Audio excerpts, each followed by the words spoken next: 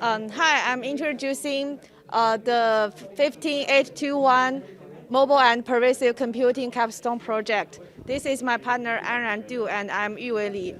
So our project is edge-based synthetic scene transformations.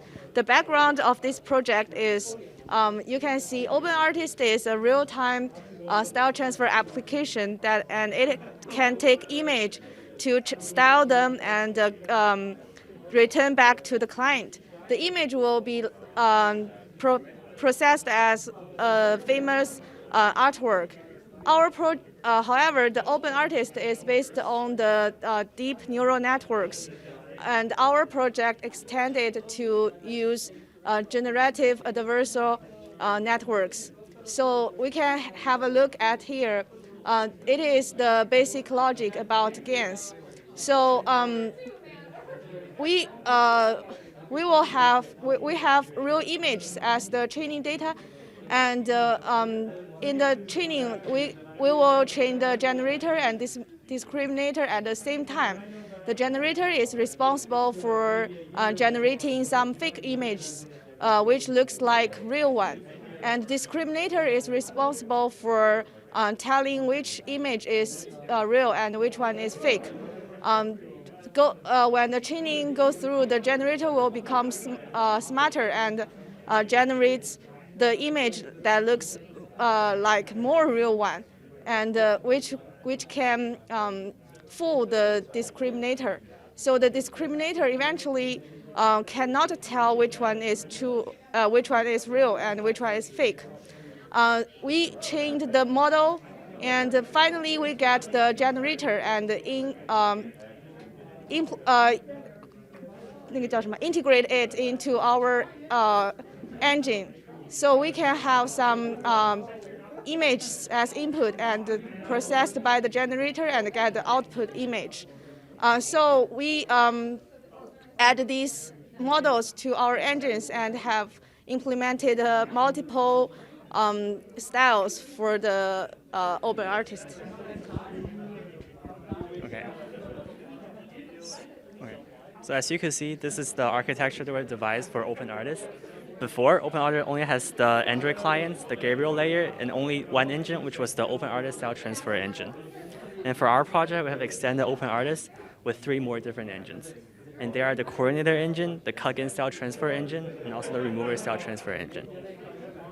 So we have included the coordinator engine because it serves 2 purposes. The first one is that the coordinator engine will collect all the styles from the 3 different style transfer engine and then collect them into one unified style list. They will send this unified style list to the Gabriel layer, which would then the user will be able to see all the styles supported by the style transfer engines. The coordinator engine's second purpose is to coordinate and send the input frames to the appropriate style engine. For example, if the user have selected horse to zebra style, then the coordinator engine will know that it will send the input frame to the cut-in style transfer engine. Or if the user have selected the people remover style, then the coordinator engine will know to send the input frame to the remover style transfer engine. And the coordinator engine will only send the input frame to one engine at a time. So this will reduce the communication required. And speaking of communication, the WebSocket is responsible for the communication between the Android client and the Gabriel layer. And then inside the cloudlet, between the Docker containers, the 0MQ is used. In particular, the coordinator engine and then the style transfer engine are using the client-server model, where the coordinator engine acts as the client, and then each style engine acts as the server. So the server will keep listening to any incoming requests from the client and send the appropriate transform frames back to the client, the Android clients. Okay, so now we can go and describe the 2 style transfer engines that we've added to OpenRTiST. The first is CycleGA, which stands for contrasted unpaired translation. So this supports unpaired image-to-image translation, so it allows for adding like different like types of images. For example, like a bunch of images of horses or a bunch of images of zebras, and they don't have to be correlated, and then ultimately train the correlation between the horse to zebra. So for us, the CycleGA engine supports 3 different styles. There are the horse to zebra, cat to dog, and apple to orange. And right now we can show some of the live demo using the cut engine. So here we can see there is a horse on the grass, and our application could transfer this horse into zebra at the real time. We can see here in the client Android phone there is a zebra on the horse. There is a zebra on the grass. And then we can see another game model that can transfer cat to the dog. When we get closer, the image on the phone looks like a dog. And we can try another one, that is white cat. So we can change it to the white dog. And the last, we changed this model ourselves. It's like to transfer the apple to the orange.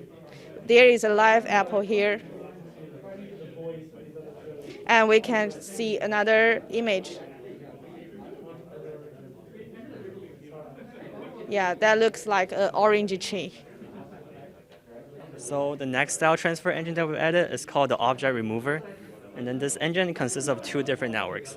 The first one is image segmentation, and the second is image inpainting. So once the user has supplied the input frame to the model, it will first use image segmentation to detect the object to remove, and then we'll mask it out, and then use the image inpainting, which is a GAN network, to paint over the original part that was removed, based on the surrounding colors and the surrounding objects. So we have showcased a few examples of the styles supported by the object remover here, and there are people remover and car remover. As you can see, the people and the cars are removed from the images. And now we're going to show some few live demos using the remover. So my partner is showing like our application will remove me out of the place. 这样就是。There is a group of people, and we can see here we removed them out of the image. Okay, so you might have noticed that the frame rate for the remover is much slower than the frame rate of CycleGA.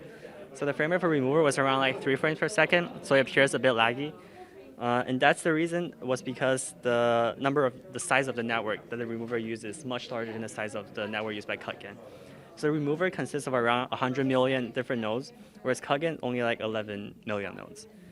And we attribute, but anyway, this was thanks to the cloudlet running on thanks to the network running on the cloudlet, was able to produce the result that we have seen, right? Otherwise, it would not be able to like perform anything using the computation power of the smartphone. So yeah.